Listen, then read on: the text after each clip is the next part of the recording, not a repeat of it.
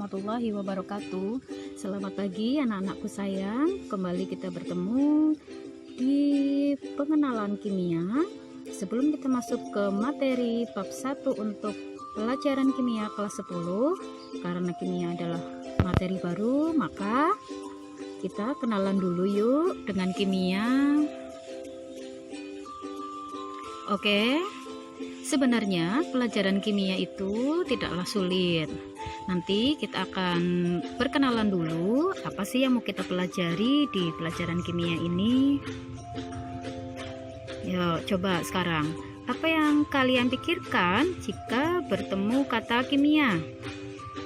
Ya, hampir 90% pasti kalau ditanya yang berkaitan dengan kimia, pasti jawabnya adalah bom. Atau jawaban terbanyak yang kedua adalah kimia identik dengan obat-obatan. Atau ada yang bilang kimia itu identik dengan racun atau zat yang berbahaya. Dan yang paling banyak di pelajaran SMA, maka persepsi kimia itu adalah pelajaran yang sulit, yang bikin pusing. Padahal kalau kita sudah mengenal kimia, maka kimia itu tidak menjadi sulit. Nah, sebenarnya kimia itu sangat dekat dengan kita. Kita bisa lihat senyawa-senyawa kimia di sekeliling kita. Banyak sekali senyawa-senyawa kimia yang bermanfaat, tidak beracun dan tidak berbahaya, tapi kita manfaatkan dalam kehidupan sehari-hari. Contohnya adalah satu. Ya, kita semua tahu nasi ya. Nasi itu adalah karbohidrat, makanan pokok untuk orang Indonesia. Senyawa karbohidrat yang terkandung dalam nasi itu nanti kita pelajari sebagai makromolekul di kelas 12. Kemudian, garam. Adakah yang tahu rumus garam? Ya, betul, NaCl. Nah, kenapa garam berumus NaCl? Nah, ini nanti akan kita pelajari di kelas 10 semester 2 tentang tata nama senyawa kimia. Nah, ini bukankah garam adalah hal yang paling penting ketika kita berada di dapur untuk memasak? Nah, berarti garam kan bermanfaat ya. Kemudian yang ketiga adalah air. Ada yang tahu rumus kimia air? Ya, H2O. Apakah senyawa air berbahaya? Tidak, bahkan di masa pandemi ini kita harus sering menggunakannya untuk cuci tangan bersama sabun, yang sebenarnya sabun juga termasuk senyawa kimia. Oke, berikutnya plastik.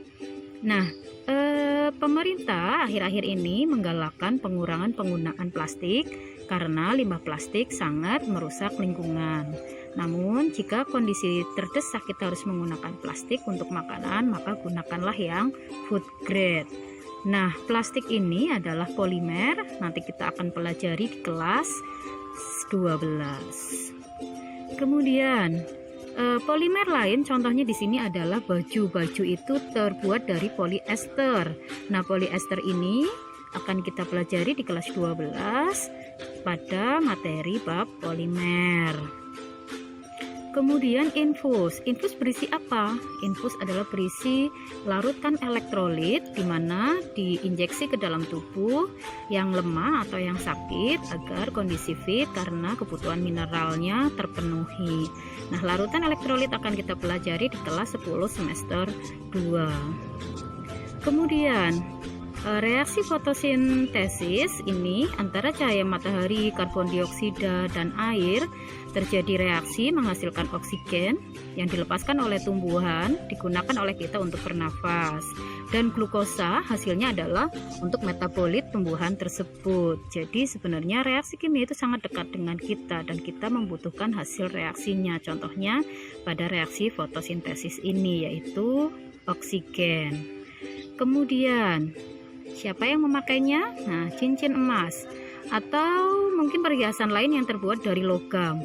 Logam itu pun merupakan unsur-unsur kimia. Contoh di sini adalah emas, rumus atau lambang atomnya adalah Au, aurum, atau mungkin ada unsur lain yang digunakan sebagai perhiasan, misalnya perak.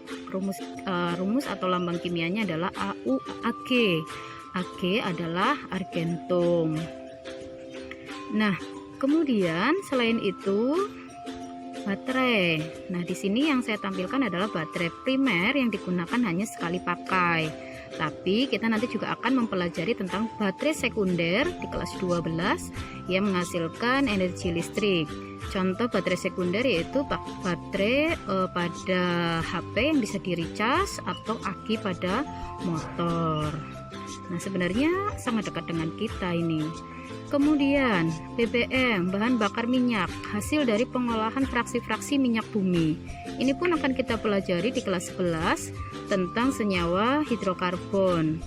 Kita akan mempelajari hasil-hasil fraksi dari senyawa hidrokarbon ini nanti lebih jelasnya di kelas 11 ya. Kemudian yang terakhir, ini kosmetika. Kosmetika tidak hanya itu aja sebenarnya, termasuk perawatan untuk wajah pun itu termasuk kosmetika. Bahan dasarnya kimia, tetapi yang harus kita hindari adalah bahan-bahan kosmetika yang terdiri dari atau mengandung bahan senyawa kimia beracun dan berbahaya, misalnya merkuri atau raksa. Nah, itu harus kita hindari. Atau bahan pemutih misalnya seperti hidroquinon, itu juga tidak boleh. Oleh karena itu, sebenarnya senyawa-senyawa kimia yang dekat dengan kita banyak yang sangat bermanfaat. Nah, yang kita perlu hindari adalah yang berbahaya. Oke, kita lihat ketika kita mau berangkat sekolah, maka kita lihat dari kita persiapan berangkat sekolah, mandi menggunakan sabun adalah melibatkan senyawa kimia, melibatkan air. Kemudian sarapan melibatkan makanan yang mengandung karbohidrat, mengandung protein dan lain sebagainya. Kemudian kita menggunakan baju tekstil, itu juga terdiri dari senyawa polimer. Kemudian kendaraan yang kita gunakan mengandung logam dan mengandung plastik yang keras. Kemudian berjalan di jalan raya, aspal juga hasil dari proses pengolahan minyak bumi. Jadi sebenarnya atau udara di sekitar kita mengandung oksigen dan nitrogen, maka sebenarnya kimia sangat dekat sekali dengan kita, di sekeliling kita yang akan kita pelajari. Kemudian yang harus kita tahu, apa sih ilmu kimia?